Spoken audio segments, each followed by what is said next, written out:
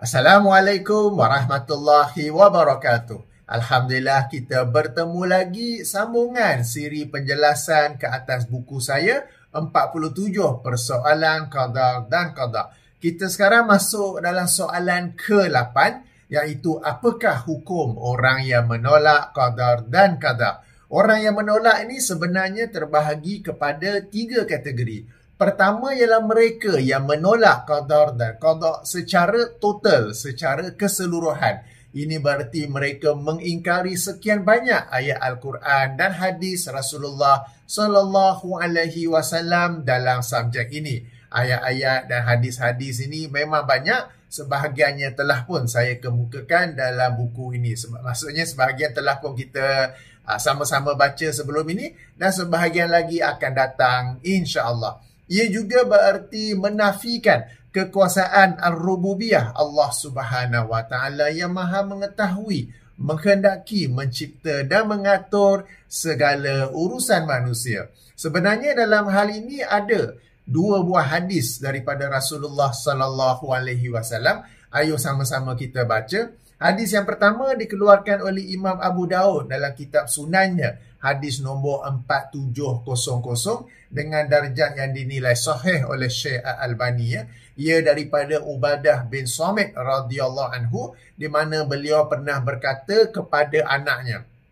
Sambil kita baca hadis ini, kita ambil iktibar bagaimana sahabat mereka mendidik, mengajar anaknya berdasarkan hadis Nabi SAW, ataupun kita kata cerita panjang lebar. Tidak diserahkan begitu saja kepada pihak sekolah ke pihak orang lain, ataupun dicerita dengan diajar dengan ringkas saja. Kena beriman, jangan tak beriman. Kan, ini wajib, ini sunat. Tak, mereka cerita panjang supaya anak pun dapat faham dengan baik. Maka Ubadah bin Samit radhiyallahu anhu pernah berkata kepada anaknya yang maksudnya, wahai anakku, sesungguhnya engkau tidak akan mendapatkan rasa hakikat iman sehinggalah engkau mengetahui apa yang ditakdirkan menimpamu pasti tidak akan meleset daripadamu. Dan apa yang ditakdirkan meleset daripadamu pasti tidak akan menimpamu. Meleset ni mungkin kita kata tak kenalah, orang kata kan. Aku mendengar Rasulullah sallallahu alaihi wasallam bersabda, sesungguhnya makhluk yang awal Allah ciptakan ialah pena. Lalu Allah berfirman kepadanya, tulislah. Pena bertanya, wahai Tuhanku, apakah yang patut aku tulis? Allah menjawab, tulislah takdir segala sesuatu sehingga datangnya hari kiamat. Ini kita pernah bahas sebelum ni bahawa antara yang terawal Allah ciptakan ialah pena, bukannya Nur Muhammad. Kemudian Rasulullah bersambung lagi, wahai anakku. Maaf, Ubadah bin Samit menyambung lagi.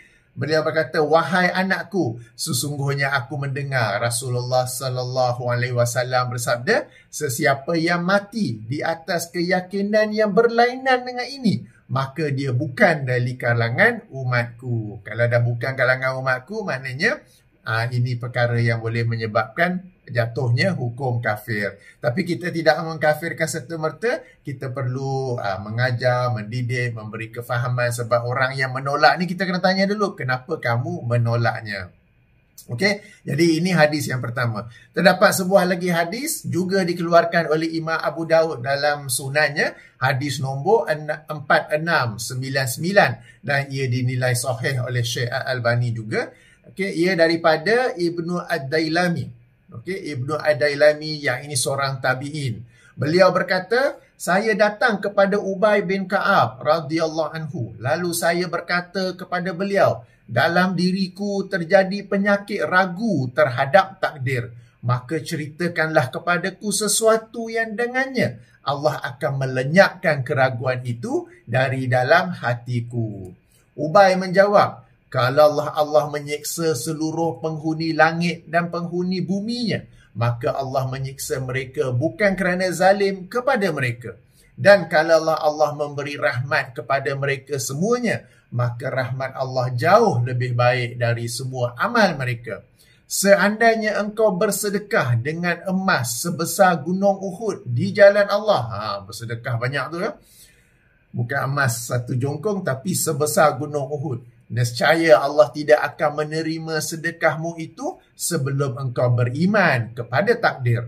Dan ketahuilah bahawa apa yang ditakdirkan menimpamu pasti tidak akan meleset daripadamu. Sedangkan apa yang ditakdirkan meleset daripadamu pasti tidak akan menimpamu. Seandainya engkau mati dengan keyakinan selain ini berkenaan takdir, nescaya engkau masuk ke dalam neraka.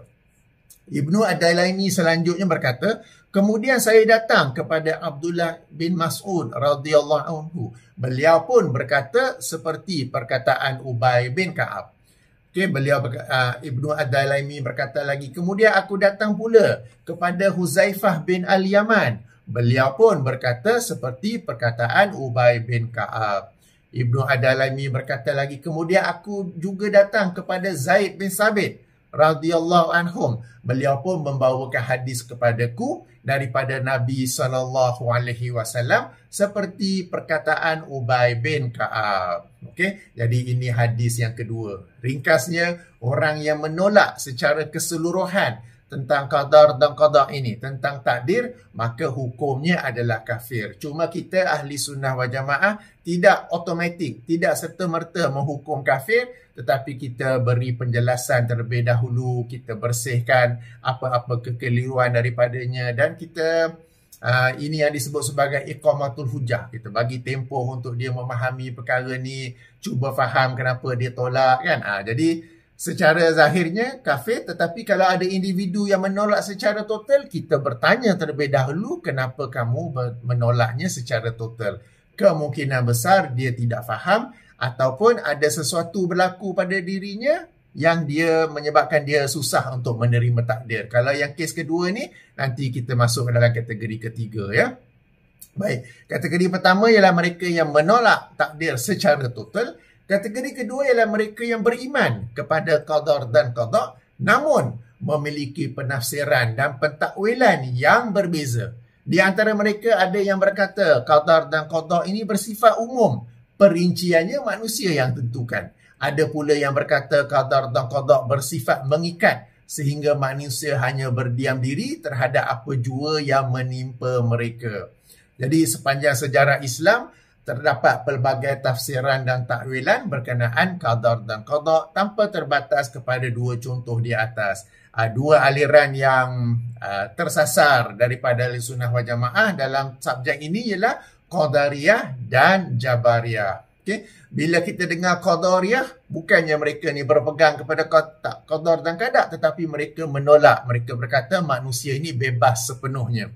Jabariyah ni pula berkeyakinan bahawa manusia ni dikawal sepenuhnya oleh Allah, oleh takdir Allah Subhanahu wa taala ya. Jadi kita ahli sunnah wal jamaah berada di pertengahan antara Jabariyah dan Qadariyah. Maka terhadap kategori kedua ini ataupun kategori kedua ini, kita kata mereka ini sesat daripada jalan Ahlus Sunnah wal Jamaah. Tidak kafir sebab mereka masih lagi beriman, cuma mereka memiliki penafsiran ataupun pemahaman yang berbeza. Okay? Jadi kita tidak kafirkan, tidak kata kafir, tetapi kita kata sesat kerana mengambil jalan yang berbeza daripada Ahlus Sunnah wal Jamaah. Okey, kemudian kategori yang ketiga. Ketiga pula ialah mereka yang beriman kepada qadar dan qada berdasarkan kefahaman Ahlus Sunnah wal Jamaah, namun kadang-kala mereka meragui apa yang Allah takdirkan ke atas mereka atau tertanya-tanya mengapa Allah takdirkan sekian-sekian ke atas mereka. Ini berlaku apabila berlakunya sesuatu yang besar dalam kehidupan mereka, seperti kehilangan ahli keluarga yang disayangi, tiba-tiba kena buang kerja ke, tiba-tiba berlakunya sesuatu tragedi, lalu mereka tertanya-tanya kenapa Allah takdirkan sekian-sekian ke atas mereka. Kalau kita belum menghadapinya, mungkin kita tak faham, tapi bagi orang yang pernah menghadapinya, lalu mereka walaupun beriman kepada qadar dan qada, tetapi kadang-kala tertanya-tanya, khasnya apabila ia berlaku. Terus tertanya-tanya, kenapa Allah takdirkan aku begini kan? Macam bila saya kata ini perkara yang besar. Sebagai contoh, seorang anak perempuan yang pernah diperkosa oleh ayahnya. Lalu dia tertanya-tanya, kenapa Allah mentakdirkan aku dalam keluarga macam ni? Kenapa Allah mentakdirkan ayah aku melakukan perkara yang sama macam ni? Sehingga aku terseksa spiritually, secara jasmani dan juga rohani kan. Jadi perkara ni sesuatu yang besar yang menyebabkan mereka tertanya-tanya kenapa Allah takdirkan sedemikian. Okey, sebagai contoh pula orang lain yang mungkin anaknya meninggal dunia. Lalu sebab kalau orang tua meninggal dunia, kita mungkin dah expect dah akan meninggal dunia kan. Tapi bila orang muda meninggal dunia pula, lalu ibu bapanya akan tertanya-tanya, kenapakah Allah mentakdirkan sedemikian ya? Jadi untuk kita faham kategori ketiga ni, ini something big yang mungkin sebahagian kita tidak menghadapinya lagi, alhamdulillah. Tapi kita kena faham bila orang lain menghadapinya ya. It is something big, something major in their life that makes them question why Allah does such thing to them. Okay. Jadi golongan ketiga ni tidak dihukum kafir dan tidak juga dihukum sesat. Namun kita katakan apabila mereka mempersoalkannya, tertanya-tanya, iman mereka pada ketika itu adalah dalam keadaan lemah ya. Kita kena ingat ya, di sisi ahli sunnah wal jamaah berdasarkan manhaj salafus soleh, iman itu boleh bertambah dan juga berkurang. Bertambah tu bila kita tahu kan diri kita sendiri apabila kadang-kadang kita ni bersemangat untuk melakukan amal soleh, bersemangat untuk melakukan amal sunat. Kalau hari Jumaat bersemangat pergi masjid awal sebagai contohnya kan, itu iman tendang tinggi. Kadang-kadang rasa macam lemah ke, malas ke, pergi ke slow ke, itu iman rendah ya. Jadi di sisi ahli sunnah wal jamaah, iman itu boleh bertambah dan berkurang. Ia bertambah dengan keyakinan dan amal soleh, berkurang dengan keraguan ataupun kerja maksiat ya. Jadi apabila seseorang itu bertanya tentang takdir, mempersoalkan takdir, okey, ianya sebenarnya sesuatu yang dilarang sebagaimana firman Allah Subhanahu Wa Taala dalam ayat 23 surah Al-Anbiya, surah yang ke-21 yang maksudnya, dan Allah tidak boleh ditanya tentang apa yang dia lakukan, sedang mereka lah yang akan ditanya kelak. Namun macam saya katakan, kadang-kala apabila seseorang itu ditimpa musibah atas sesuatu yang dibencinya, sesuatu yang major bukan kecil-kecil tau.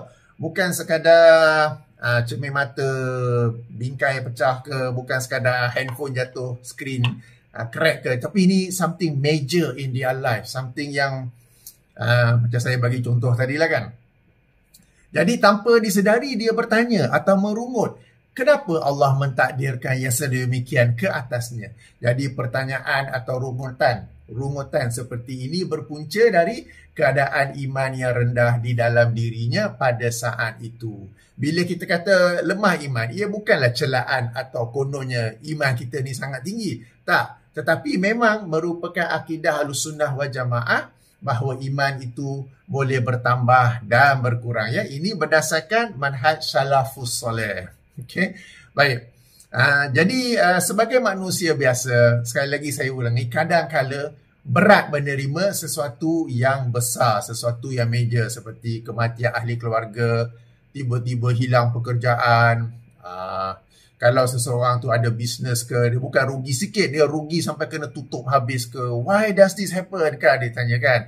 Atas seseorang yang macam saya bagi contoh-contoh tadi lah kan. Nak sebut pun agak berat. Jadi bila perkara-perkara ini berlaku sebagai manusia biasa, kadang-kadang dia memang tertanya-tanya kenapa kan. Jadi pada awalnya tu mungkin dia tertanya-tanya, tetapi kemudian bila dia renung-renung balik, setiap yang Allah takdirkan itu ada hikmahnya, meskipun kita tidak dapat mengecapinya pada saat ini kan, maka secara perlahan-lahan kita akan menerimanya. Atau apa yang orang kita biasa sebut, kini berdamai dengan takdir, setelah sebelum itu seolah-olah berperang dengan takdir kan. I have learned to accept this destiny. Saya telah belajar untuk berdamai dengan takdir, setelah sebelum itu seolah-olah macam berperang dengan takdir kerana sukar menerimanya, kerana bertanya kenapa ini berlaku. Okay? Jadi bagi kategori ketiga ni bukan kafir, bukan sesat, tetapi ia adalah fitrah manusia yang normal, dan ini berlaku apabila dalam suasana kita sebut iman yang rendah. Orang yang iman tu yang tinggi, berlaku sesuatu tragedi pun dia tetap menerima dengan baik, bahkan menyebut apa? Alhamdulillah, ataupun Alhamdulillah ala kulli hal. Itu tu yang terbaik lah. Okey. Jadi demikian ya, daripada soalan yang ke-8 tentang hukum orang yang menolak qada dan qada. InsyaAllah kita berjumpa lagi dalam soalan yang seterusnya. Saya tutupi dengan subhanakallahumma wa bihamdika asyhadu an la ilaha illa anta astaghfiruka wa atubu ilaika. Assalamualaikum warahmatullahi wabarakatuh.